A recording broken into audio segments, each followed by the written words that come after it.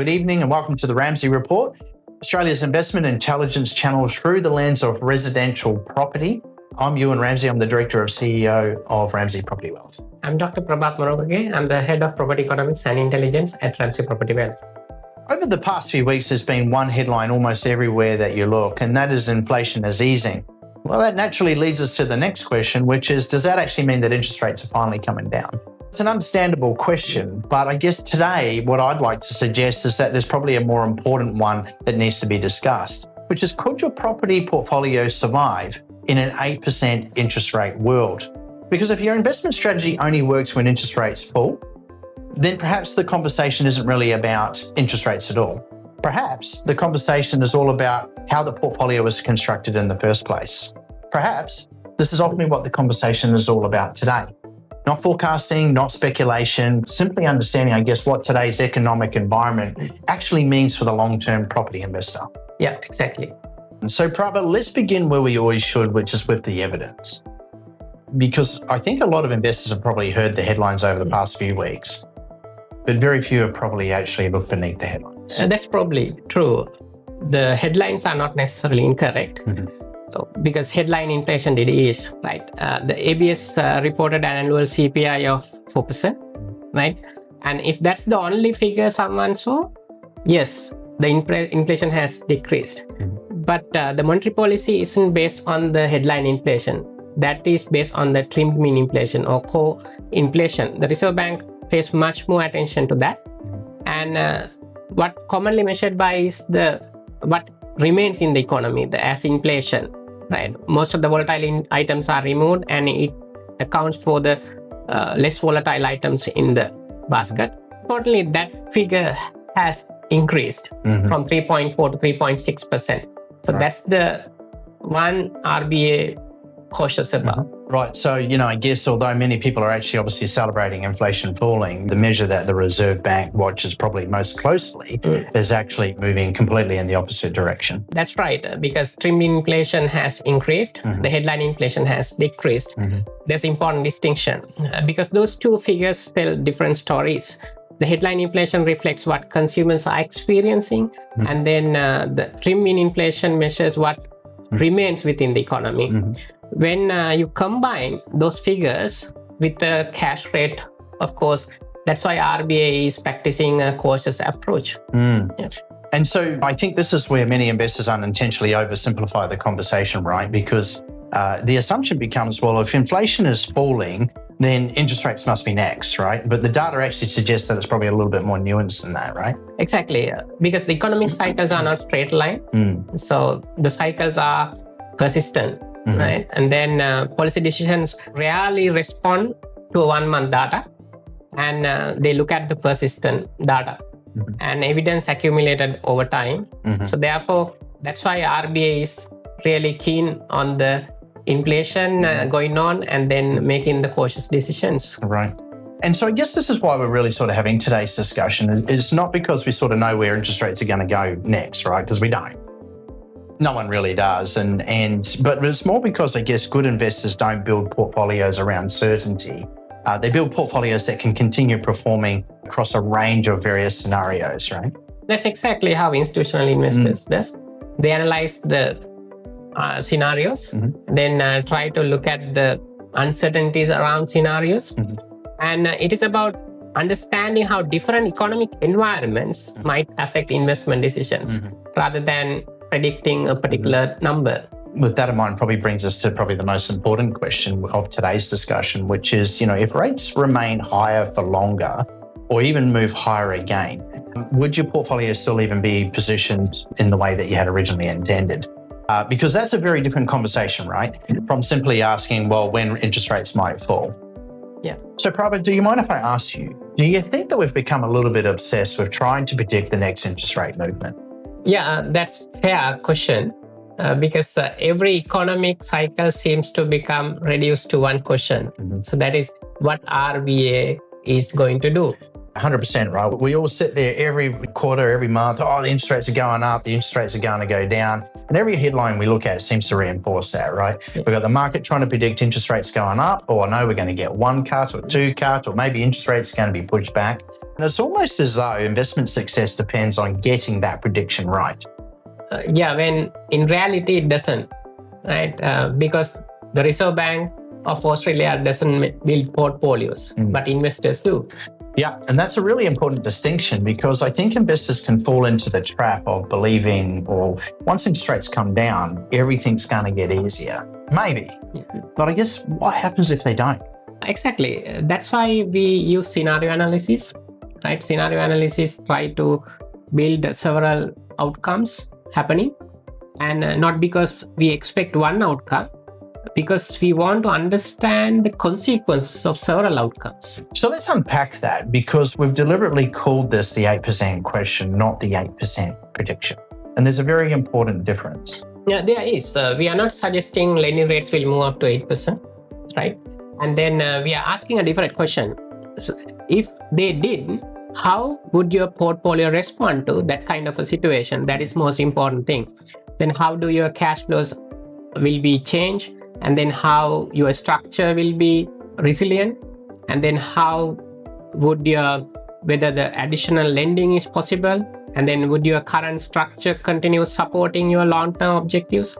And those are the valuable questions regardless of where rates are going to stop. And something that I think that sophisticated investors probably uniquely understand, right? They don't spend all their time trying to react or predict to the next move of what to do in the marketplace. They actually spend more time asking, well, if I get this wrong, am I going to be okay? Yeah, exactly. Resilience isn't about eliminating uncertainty.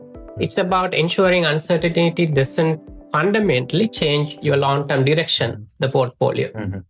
And I think that's a really good way of putting it, Prabath, because uncertainty isn't unusual, right? It's a normal part of building a portfolio.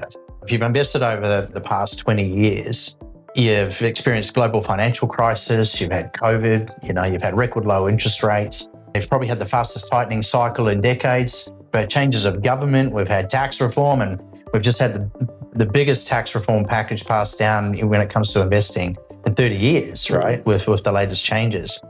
You've had bank policy changes as a result of that. You've now got an evolving market that comes with it. And the question really isn't whether or not the market's going to change or they're going to change. Yeah. I think the question really is about whether your portfolio has been built with enough flexibility to evolve with it. That's why the flexibility is such an important concept when we assess a portfolio. We are not simply looking at the value of the assets, right? We are looking at the structure. And the lending, the equity position, the capacity to respond if circumstances change, because the flexibility creates opportunity. And options are incredibly valuable, right? Especially during periods like this. So, it's one of the conversations that we've probably been having more often, isn't it? Should somebody buy another property? It's not really the question. It's probably more appropriate is should they strengthen what they already have in their portfolio? Sometimes that's about, improving cash flow. Sometimes it's about releasing equity to be in a liquid position. Sometimes it's actually about doing nothing. Sometimes it's about sitting on the sideline and allowing your assets to mature. They're all legitimate investment decisions. Exactly, because every portfolio reaches different stages, right? And then there's no single answer or a cookie cutter that applies to every investor. And that's why frameworks are often more useful than predictions. Look, I couldn't agree more to that, Prabath. It's probably where I think the industry sometimes gets distracted. Everyone's looking for certainty. They're looking at the next rate move. They're looking at the next election, the next hotspot. Where am I going to buy this amazing property that's just going to give me this amazing performance? But, long-term wealth has been created not by predicting headlines. It's usually been created by making consistently disciplined decisions year after year, right? Regardless of what the headlines happen to be. Exactly, yeah. One of the things that I've noticed over the years is that investors often think that they're making one decision. Should I buy this property? But in reality, they're probably making four. Most people probably just don't realize it. Yeah, that's true. Investment decision sits within a broader framework, whether consciously or not, right?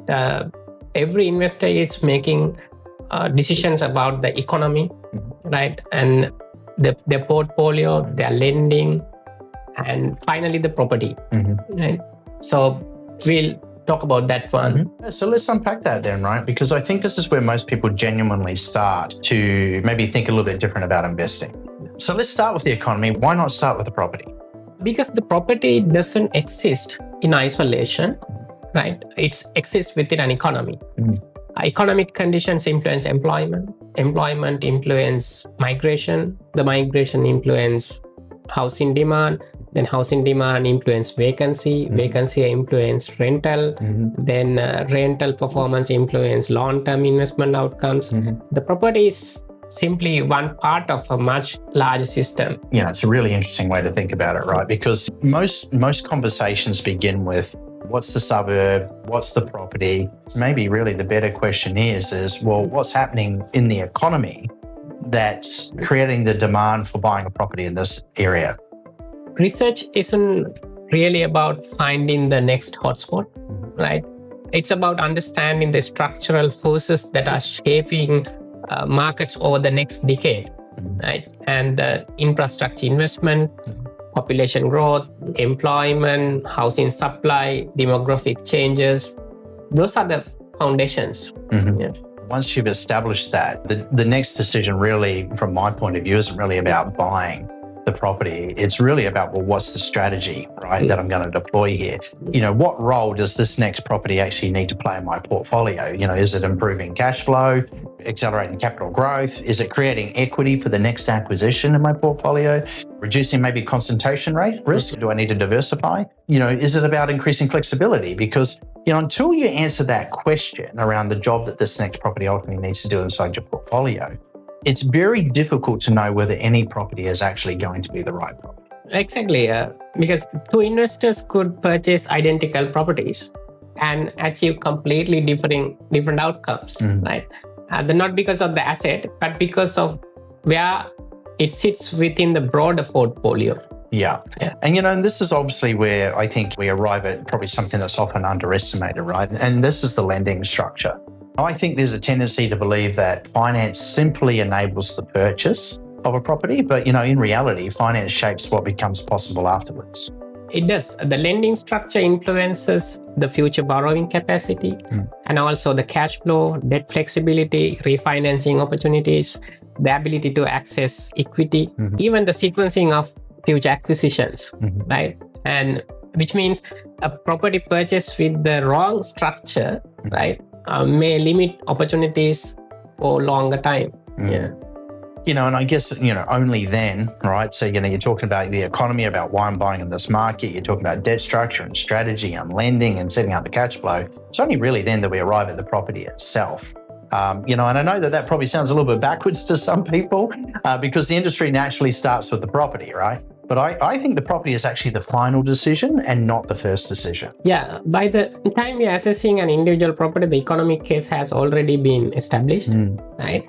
The portfolio objective has been finalized, the lending strategy has been considered, and now we are simply selecting the assets that best supports the earlier decisions. Yeah. To me, I think that this is probably the biggest misconception in residential property investing is that people often assume that wealth comes from finding an exceptional property, whereas in reality, it usually comes from making a series of well-considered decisions that have compounded over many years.